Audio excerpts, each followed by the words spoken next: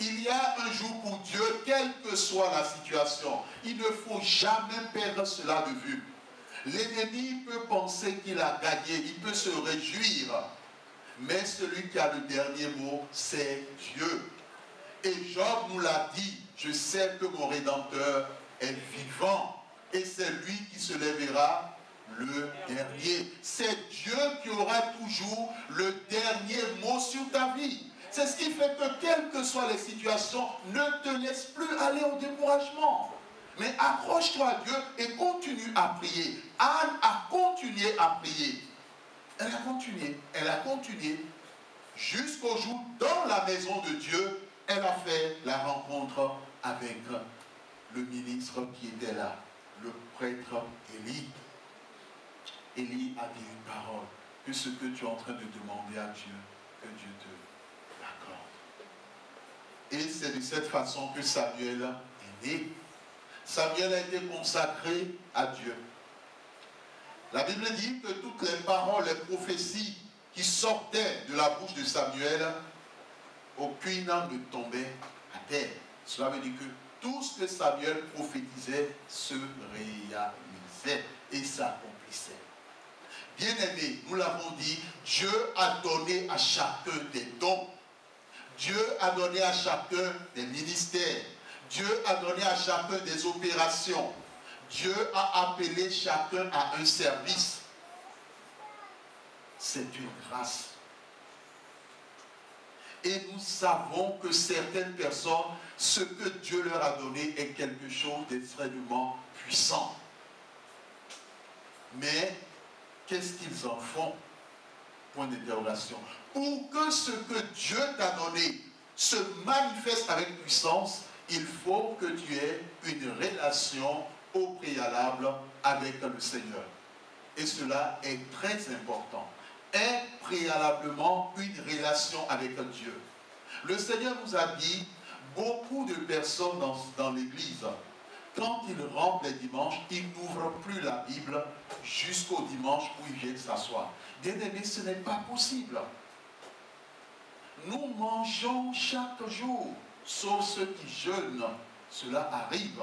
Mais si on prend les 365 jours, un quart ou 365 jours de l'année, personne ne me dira qu'il a passé toute l'année sans manger une fois, sans boire. Mais nous mangeons, nous buvons, nous prenons soin de notre corps. Mais est-ce que nous pensons à notre âme et à notre esprit? C'est la question. Mais comment l'esprit, ton esprit peut être vigilant, discerné, si tu n'as pas un temps de méditation de la parole de Dieu au quotidien? Mais c'est essentiel. Comment peux-tu connaître la volonté de Dieu si tu ne médites pas au quotidien sa parole? Bien-aimés, souvent nous avons des excuses. Et à un moment donné, je me dis, mais le Seigneur doit être triste dans son cœur, parce qu'il nous voit comme des enfants désobéissants. On trouve toujours des arguments, des excuses quand il s'agit de Dieu. Mais quand il s'agit de nos patrons, dans le cadre de nos entreprises, ou dans le cadre de nos lieux de travail, ou dans le cadre de nos activités, on ne trouve pas des excuses. Le patron l'a dit, le patron l'a dit. Et on le fait. Mais quand Dieu nous parle, on trouve des excuses. Oh, vraiment, je me lève tôt le matin, et je rentre tard le soir, et je n'ai pas trop de temps. Bien aimé, mais ces personnes, posez-leur la question, est-ce qu'ils ont le temps de manger au moins? Ils vous diront qu'ils ont mangé ce jour-là. Est-ce qu'ils ont le temps de boire? Ils vous diront qu'ils ont bu ce jour-là. Est-ce qu'ils ont le temps pour certains de s'asseoir devant la télévision? Ils vous diront oui, c'était devant la télévision. Bien aimé, qu'est-ce qui se passe entre toi et Dieu? Quelle est la place de Dieu dans ton cœur? C'est ça la véritable question. Parce que Dieu veut s'adresser à notre cœur, à nos cœurs. Dieu veut parler à notre cœur. Il dit que nous ne passons pas assez de temps avec lui. Et qu'est-ce que Dieu nous demande? La méditation, ça peut nous prendre 10 minutes. Ça peut nous prendre 15 minutes, pas trop. On a le temps pour les hommes, on a le temps pour nous-mêmes, on a le temps pour notre entreprise, on a le temps pour nos projets, on a le temps pour nos goûts. Mais on n'a pas assez de temps pour Dieu. Bien-aimés dans le Seigneur, Le Seigneur te parle. Et comme le Seigneur nous l'a dit aussi, il y a certaines personnes qui ne donnent plus la dîme. Parce qu'ils trouvent que ce qu'ils donnent à Dieu, c'est déjà mieux beaucoup. Bien-aimé dans le Seigneur, Dieu t'a donné plein et te dit, donne dans le peu. Mais si vous posez la question à ces personnes, as-tu des projets? Qu'est-ce que tu as acheté ce mois-ci? Mais lorsque le Seigneur parle, il parle de certaines personnes, certains de ses enfants en particulier, pas de tout le monde.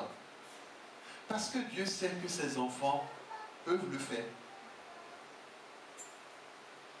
Mais ses enfants ne le font pas. Et ses enfants laissent l'ennemi leur donner des excuses. Ah, il y a ci, il y a ci, je n'ai pas encore fait ci, il y a ceci, il y a ceci, il y a ceci. Et les gens pensent qu'en agissant ainsi, c'est de cette façon qu'ils sont en train de régler leurs problèmes. Peut-on régler ces problèmes sans Dieu? C'est ça la question. On ne peut pas régler ces problèmes sans Dieu. Si une personne écarte Dieu de la résolution de ses problèmes, mais quand est-ce que les problèmes vont prendre fin? C'est une question, une autre question. Bien-aimé dans le Seigneur, donc, pour aujourd'hui, on va continuer sur les autres dimanches. L'Éternel t'a parlé. Ne te décourage plus. Continue à persévérer.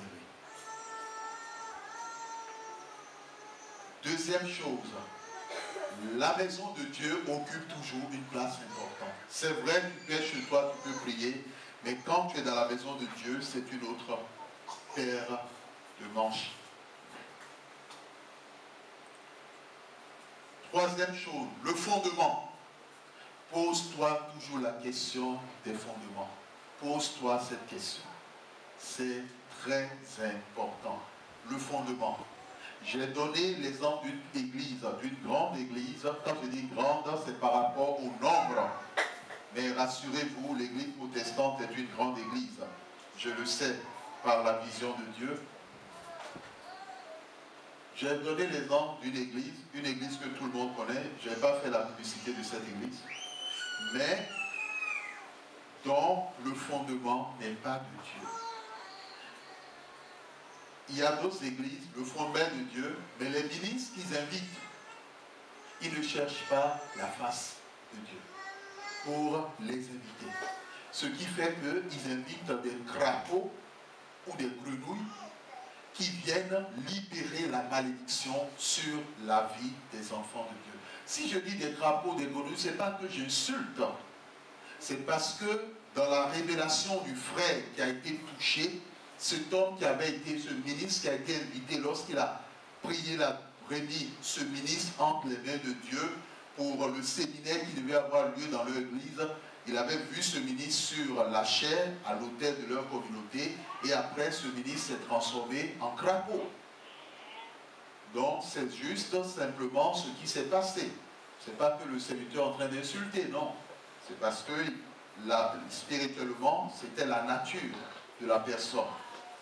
Et ce jour-là, c'est ce frère en Christ seul qui a reçu la prière de la part de ce ministre.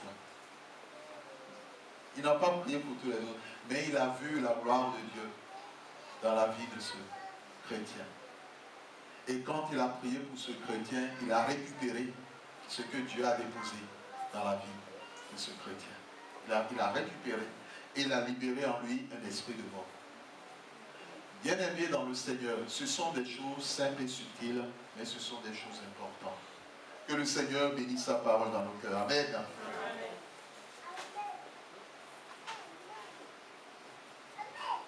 Nous allons demander au frère Gilles de nous conduire dans l'adoration.